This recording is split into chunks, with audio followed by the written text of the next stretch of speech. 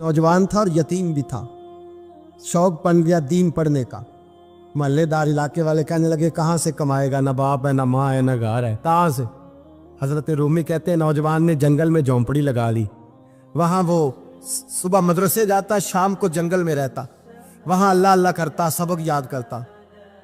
एक दिन बादशाह की बेटी रास्ता भूल गई, जंगल में आई सहेलियों के साथ, बॉडीगार्ड भी साथ थे पर रास्ता भूल गई। खोती खोती शाम हो गई, ऐसी खोई कि जब रात गहरी हो गई तो आके उस नौजवान के पास रुकी और चिल्लाने लगी। शेर के दहाड़ने की आवाज आती है, भेड़िए के बोलने की आवाज आती है। नौजवान अकेला, सहेलियां बिछड़ गई, गार्ड बिछड़ गए। कहने लगी मैं परेशान हूँ, मुझे जगह मिल जाएगी। नौजवान कहता मैंने शहजादी देखी और मुझे भी पता था कि घर एक ही है और आग को अंदर से दरवाजा भी बंद करना पड़ता है, जंगल जानवर भी आ जाते हैं। कहते मेरी छोटी सी कुटिया में, झोंपड़ी में वो आई, रो के कहने लगी सहारा कोई नहीं, अगर मैं पीछे निकलूंगी तो भेड़िए खा जाएगा। कहते मैंने उसे जगह दे दी। अकेली औरत, चिराग जल रहा है, सबक याद कर रहा हूँ। मेरे नबी पाक ने फरमाया जहाँ मर्द औरत अकेले हो तीसरा शैतान होता है। और शहजादी, वो बच्चा कहता है सबक याद करता रहा सारी रात। वो बच्ची को कहा सो जा, पर वो कहती है नींद मुझे भी कहाँ आई। ऐसे मौक़ों पर नींद, सारी रात सबक याद करता। थोड़ी थोड़ी देर के बाद चिराग जलता तो उस पर उंगली रखता, हाथ जलता तो पीछे खींचने, फिर दूसरी उंगली रखता, थोड़ी देर के बाद जलता तो खींचने, हाथ सारा जल गया। सुबह किरणें चमकी तो कहने लगा चल निकल जा, दौड़ जा, बस बड़ा सब्र का इम्तिहान हो गया, चली जा। शहजादी बाहर निकली, सिपाही ढूंढ रहे थे। बादशाह खुद जंगल में निकला हुआ था, मेरी बेटी मिल गई। बादशाह तन्हाई में जाके कहने लगा बेटा मैं दुनिया को बताऊंगा कि मेरी बेटी खोई नहीं थी, सिपाही साथ ही थे। ये बड़ा मुश्किल होता है, बेटी तो भूल के भी रात कहीं रह पड़े तो लोग जीने नहीं देते, तो बेटा मुश्किल हो जाएगा मेरे लिए। कहाँ थी? उसने कहा नेक नौजवान के पास। उसने कहा बेटा मैं तो तेरी बात मानूंगा पर दुनिया नहीं मानेगी। अगर उस नौजवान ने किसी को बता दिया कि तू उसके पास थी तो फिर लोग मेरा जीना मुहाल कर देंगे। बेटा मैं मर जाऊंगा, मेरी मजबूरी ये है कि वो कहीं राज ना उगल दे वो नौजवान, उसे कत्ल करना पड़ेगा। औरत ने मिन्नतें की, उस बेटी ने कहा मेरे मौसम को मारोगे, रोई। और वो कहने लगा मैं बादशाह, वो मेरा अपना विकार है, मैं उसको छोड़ नहीं सकता। गिरफ्तार कर लाए सिपाही। वक्त तय हो गया सजा का। अकेले कारकोशरी में रखा गया, जो उसके खास एतबार वाले थे उनकी ड्यूटी लगाई। बादशाह ने बुलाया, पहले बिलम आया। औरत कहने लगी, बेटी कहने लगी एक दफा तो बुलाओ ना, एक सवाल बस पर्दे में रह के पूछना है और फिर जो आपका जी चाहे, मेरे मौसम को मारना तो है, तो मर्जी आपकी। सामने खड़ा किया, नौजवान पर्दे के पीछे, औरत खड़ी हो गई। बादशाह बीच बैठ गया। बीबी कहने लगी सारी रात बेदार मैं भी रही, सोया तू भी नहीं। वो जो तू चिराग के करीब हाथ लगा के जलाता था वो समझ नहीं आई। नौजवान रो पड़ा, कहने लगा क्या करूं, मैंने रसूलुल्लाह का दीन पढ़ा है, क्या करूं, मैंने हुजूर का दीन पढ़ा है। मैंने पढ़ा है कि जानी को सबसे नीचे दोज़ख के सबसे निचले दर्जे में जलाया जाए, उसे जहन्नमियों का पीप और रेशा पिलाया जाए, कंद खिलाया जाए। ये रवायतें पढ़ी हुई थी। थोड़ी थोड़ी देर के बाद शैतान मुझे कहता था बदकारी कर ले। मैं अपना हाथ उसी वक्त जब शैतान मशवरा देता तो मैं आग पे करता। मैं कहता अगर ये बर्दाश्त हो गई तो वो भी हो जाए। जब हाथ जलता तो मैं समझ जाता नहीं तुझसे तो ये नहीं बर्दाश्त होती तो वो कैसे होगी। फिर मुझे शैतान मशवरा देता कोई देख नहीं रहा, तो बुलाने नहीं गया, खुद आई, मैं दूसरी उंगली लगा देता। मैंने हाथ जलाया और मैं समझ गया जब छोटे से चिराग की इतनी सी शमा की आग नहीं बर्दाश्त होती तो दोज़ख कैसे बर्दाश्त होगी। कहते मैं बाज आया। बादशाह ने ये कहानी सुनी, लफ्ज सुने तो चीख मार के रोया। कहने लगा तालिब इल्म तू तो मेरे नबी का सच्चा गुलाम है, और मेरे रसूल के जो सच्चे गुलाम होते हैं उन्हें फांसियां नहीं दी जाती, उन्हें तख्त पर बिठाया जाता है। अब तुझे सजा नहीं होगी, बल्कि मैं अपनी बेटी का निकाह तेरे साथ करूंगा और मेरे बाद इस सल्तनत का बादशाह भी तू ही बनेगा। अब वो नौजवान वहां नारे लगा रहा है, कहता लोगों तुम मुझे कहते थे दीन से क्या मिलता है, दीन से तो अल्लाह तख्त ताज भी अता फरमा देता है। अगर नौजवान शर्मो हया वाले बन के रहे अल्लाह सारी इज्जतें दे देगा। देखे ना अल्लाह के फजल से इज्जत मिलती है, और जब कोई इज्जतदारों जैसा काम ही ना करे। एक बात और अर्ज करनी है पर वक्त थोड़ा रह गया। जवानों, मैं ना जब कभी परेशान होता हूँ ना तो मैं ये वाली बात खोल के पढ़ता हूँ वाला। ये बात ढारस बनाती है, ढारस توانائی دیتی ہے, پورا مضمون باندھا ہے. اعلیٰ حضرت کہتے ہیں بہروپیہ تھا, مداری, روپ بدل بدل کے دکھایا کرتا تھا, بادشاہوں سے انعام لیتا تھا. ایک دن اورنگزیب عالمگیر کے پاس آ گیا, کہنے لگا میں روپ بدلوں گا, اگر آپ پہچان نہ سکے تو میں انعام لوں گا. آپ نے فرمایا میں کوئی ایسے ویسا بادشاہ نہیں. کہا مجھے دھوکہ دینا مشکل ہے. کہا نہیں میں روپ بدلوں گا. حضرت اورنگزیب عالمگیر بڑے نیک بادشاہ گزرے, بڑے پرہیزگار. وہ بہروپیہ کہنے لگا میں روپ بدلوں گا, آپ نہیں پہچان سکیں گے. فرمایا چل جتنا تیرے اندر زور ہے لگا لے. حضرت نے اعلان کیا کہ میں نے فوجی بھرتی کر دے, 2 ماہ کے بعد ٹیسٹ ہوگا. وہ 2 مہینے دوڑتا رہا, رنگ روپ بناتا رہا, آیا ٹیسٹ دینے, 2-3 سپاہیوں کا امتحان لیا. اس کی باری آئی تو 10 روپے دیے, کہنے لگے تیرے آنے جانے کا کرایہ میں نے تجھے پہچان لیا ہے. کچھ دنوں کے بعد جانے لگے سفر پر تو بھکاری آ گئے خیرات مانگنے. اس نے بھی سارے منہ پر سیاہی مال لی, کپڑے پھاڑ لیے, سر کے بال مڈا لیے, بغے تک کٹا لی, بدرنگ ہو کے آیا. کاسا آگے کیا تو حضرت نے 10 روپے ڈالے, کہنے لگے تیرے آنے جانے کا کرایہ میں نے پہچان لیا ہے. کچھ دن گزرے تو ٹیچر کی ضرورت تھی. اس نے مونچھیں بڑی کر لی, داڑھی نکلی لگا لی, سر پہ جنا کیپ پہن لی, ایک شیروانی لے لی اور ہاتھ میں چھڑی پکڑ کے آیا. کہنے لگا میں استاد ہوں, 2-4 بندوں کا امتحان لیا. اس کی باری آئی تو 5 روپے دیے, 10 روپے دیے, کا تیرا کرایہ میں نے پہچان لیا. 2 سال گزر گئے. وہ جب بھی آتا حضرت پہچان لیتے. ایک دن سفر پہ جا رہے تھے, بہت بڑا لشکر تھا, جہاد کرنے جا رہے تھے اورنگزیب عالمگیر. تو دیکھا ایک پہاڑی ہے, پہاڑی پہ لوگ جا بھی رہے ہیں آ بھی رہے. اورنگزیب عالمگیر پوچھنے لگے یہاں کیا ہے؟ کہنے لگے بابا جی بیٹھے ہیں دعا کرتے ہیں, اللہ کے نیک بندے ہیں. اورنگزیب کہنے لگے یار پرانے لوگ سارے ہی اللہ والوں کو مانتے, یہ بھی مصیبت آئی ہے جتنی نہیں آئی ہے, سارے لوگ ہی مانتے. کہنے لگے ذرا میں دعا نہ کرا لوں, بچے کام جا رہا ہوں. اورنگزیب بادشاہ تھے, بادشاہ لوگ نازک مزاج ہوتے ہیں. گھوڑے سے اترے, بڑی مشکل سے پہاڑی پہ چڑھے, اوپر گئے تو لائن لگی ہے, بابا جی غار میں بیٹھے. کہنے لگے میں نے ملنا, میں اورنگزیب ہوں. انہوں نے کہا ہمارا بابا اس طرح کا پیر نہیں کہ امیر آئے تو رنگ اور ہو, غریب آئے تو اور ہو. یہاں اگر ملنا ہے تو لائن میں لگ جاؤ, سب ایک جیسے. اب لائن میں کھڑے ہو گئے, 50 آدمی آگے تھے, کہتے 51واں نمبر تھا. تھک گیا دھوپ میں کھڑا کھڑا. جب میں پہنچا غار کے دہانے تو میں نے بابا جی کے چہرے پہ نظر ڈالی تو بڑا نورانی چہرہ, بڑی خوبصورت لب و لہجہ. میں نے کہا میرے جیسا آدمی بھی پگڑی باندھ لے تو اچھا لگنے لگ جاتا ہے, بڑا خوبصورت انداز. کہتے ہیں میں ان کے پاس اتحیات کی حالت میں بیٹھ گیا. میں نے کہا حضور میں جا رہا ہوں جہاد کرنے, دعا کرنا. بزرگوں نے ہاتھ اٹھائے, اللہ اس کی مدد فرما, دین کو غلبہ عطا فرما, اسے دین کا سچا پکا سپاہی بنا.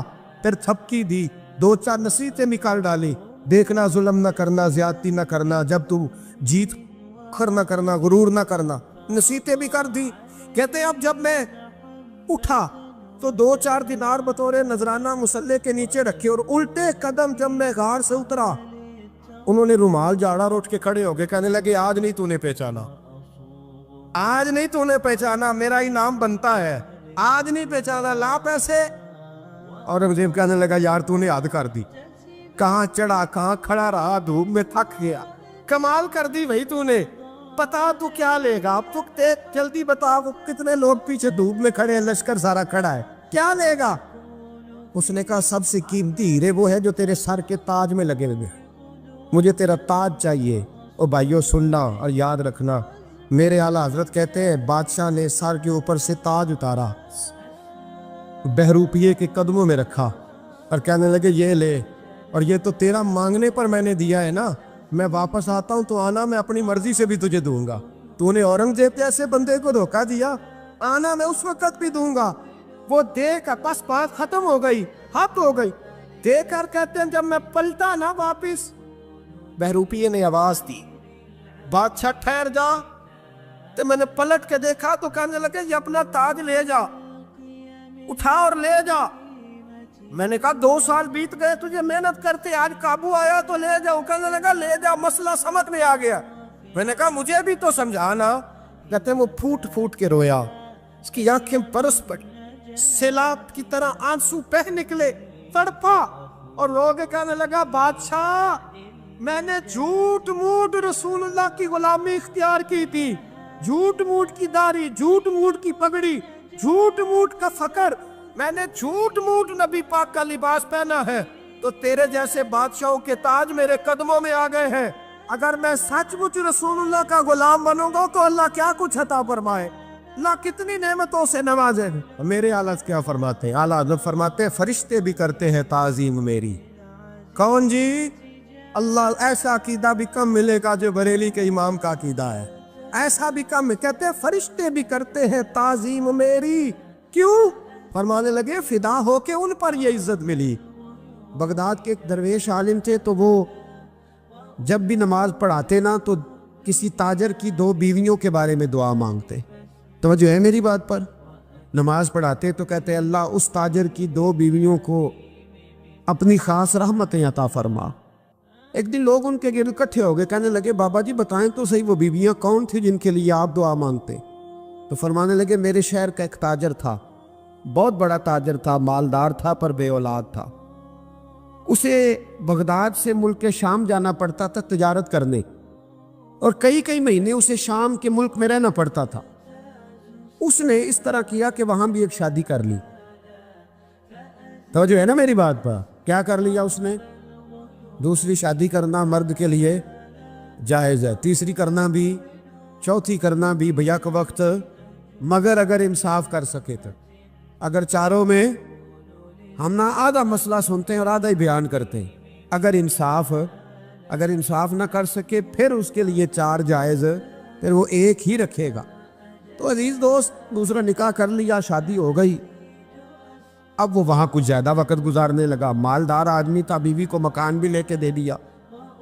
اب وہ دیر سے آتا واپس، اور جب آتا بھی تو اس کے وہ والے انداز نہ ہوتے جو پہلے ہوا کرتے تھے۔ اب بیوی سے بڑا جاسوس بھی کوئی نہیں ہوتا، اس کو تو پہلے پتہ چل جاتا ہے کہ ماجرا کیا ہے، اسے بڑی خبر ہوتی ہے۔